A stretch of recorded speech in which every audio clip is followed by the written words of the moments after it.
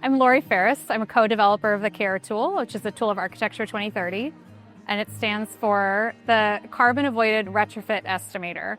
And about a year ago, I left practice and co-founded a nonprofit called Built Buildings Lab, which is really dedicated to filling gaps in knowledge and resources and frameworks and tools to support building owners, policymakers, community leaders, and my fellow professionals in advancing building reuse, really accelerating how we can leverage the existing built environment as a climate action and climate justice solution. Buildings contribute a little over 40% globally of our emissions. Here in San Antonio, again, it's about 50% of your emissions come from your building stock.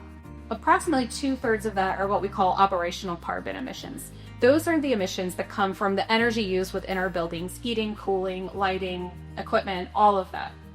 The other 1/3 are what we call embodied carbon emissions. These are the emissions that result from the materials, the manufacturing, the material extraction, manufacturing, transportation, and construction, and end of life of all of those materials that go into our buildings. And one of the issues with new construction is that it has a very high embodied carbon footprint, a very high material footprint upfront in the building life.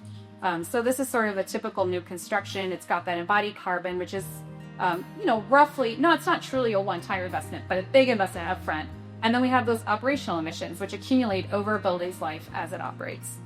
And what we know is that for typical new constructions, by the year 2040, which is really when we should be net zero, most of the emissions from new construction will actually be attributable to those materials up front.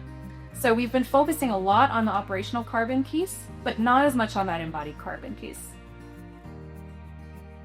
Understand inherently that it makes sense to reuse a building that already exists, but it is hard to demonstrate that. That's what I'm mostly going to be speaking to you about, is how we can quantitatively demonstrate and make decisions based on the emissions we reduce through building reuse. So what we wanted to do is to create that type of information that make it really accessible early in a project for people who aren't technical experts, so that we can actually use this to inform decision making. So that's what CARE tool is. It's an early phase decision-making tool to evaluate the total carbon, looking at both operational and embodied emissions, comparing reuse to new construction. This takes 5 minutes, and the numbers are, they're not precise. Again, it's an estimator. And the way CARE tool collects information is in 4 buckets. The first is general information. So where is your building located? What are its grid emissions, which it will calculate for you, and what's the time frame you're looking at? Next is information about the existing building that you're starting with. So what is it used for, how big is it, and what's its current EUI? Again, it can predict that for you if you don't know. And then the building reuse is the most intensive piece of this, because here you're going to talk about, are you changing the size? Is there an addition? Are you changing the use? Are you improving the energy use? Are you adding renewables? And then what's your scope? Basically, what's your level of intervention to the building structure, envelope, interiors, and MEP systems at a kind of percentage level. So you don't need to know too much about it. And then similarly with your new building, how big is it? What's it used for? What's its energy use likely to be? And then how is it constructed?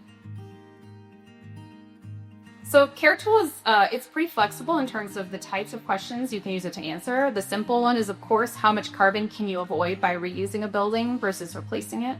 But it can also allow you to kind of understand the nuances of the variables of reuse. So what if you can only reduce your operational emissions by 50%? Or what if you can only reduce them by 20%? Or what if you're replacing it with a net zero building? And what are the impacts of geography and grid intensity and condition of the existing building? What if a lot of repairs are required to the existing building, or a seismic upgrade? Or what if you're in a place with a very dirty electricity grid or a clean grid? And then you can start to tie that to targets. So how can I use this project to work toward a carbon neutrality target?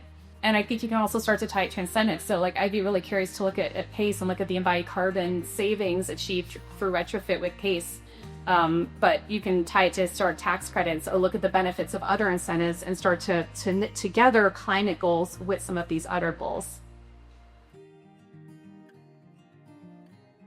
I really want to show you how this works for decision making. This is a little pilot, or just a little exploration we did about an adaptive reuse project, an office to residential conversion in Denver. Where they're grappling a lot with adaptive reuse. They have a very aggressive building performance standard. They have a carbon neutrality target of 2040. And this is a project that they kind of wanted to understand what would have happened if we just replaced it, or could we go further?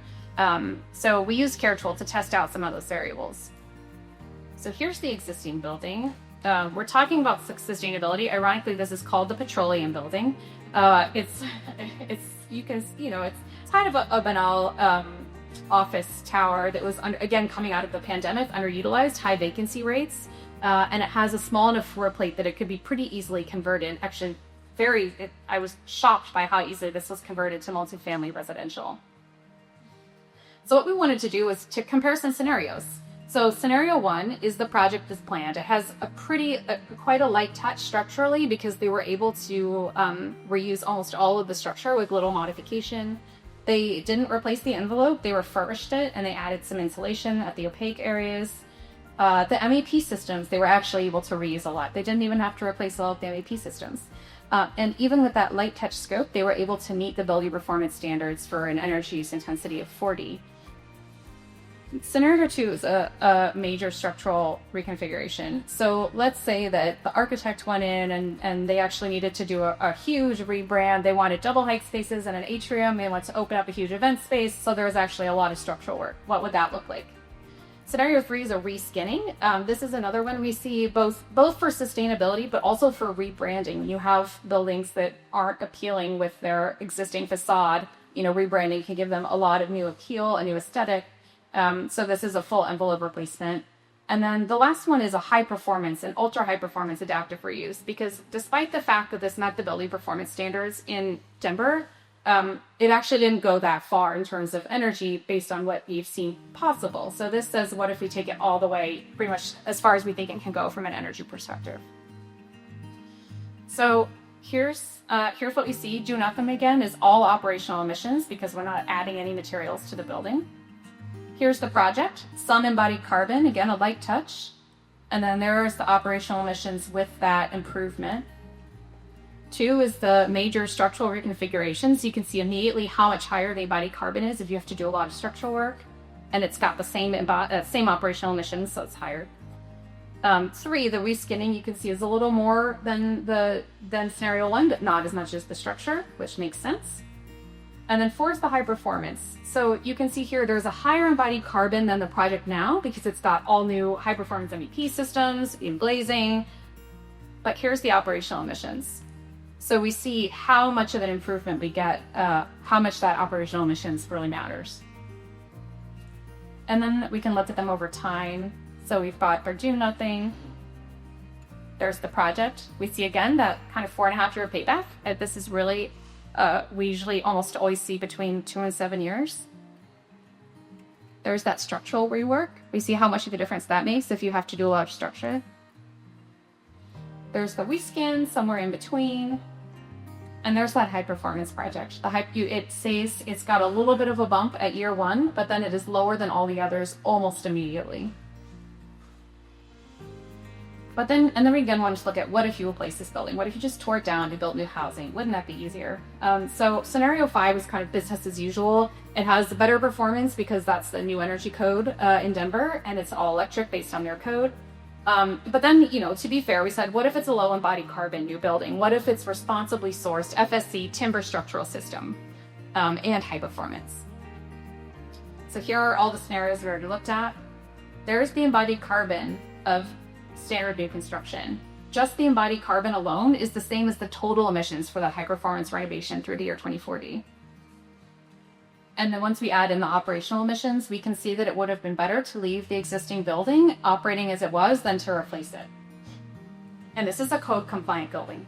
Then again, we want to look at that low embodied carbon option. So you can see that just by using that timber structure, we've reduced the embodied carbon, that upfront carbon, by about half. So that's really good. But I didn't give it any improvement in operational emissions. So it's not looking good. It's almost looking like the worst reuse scenario. So again, there's the new build. It's just that upfront carbon, it can't be overcome. In this time, new build 2, and there's our high performance reuse. So, to be fair, I didn't look at an ultra high performance new building. I didn't look at net zero for either scenario. There are many, many iterations that could be done, but this gives you a little flavor for how these different, how the whole equation really depends on all of these variables.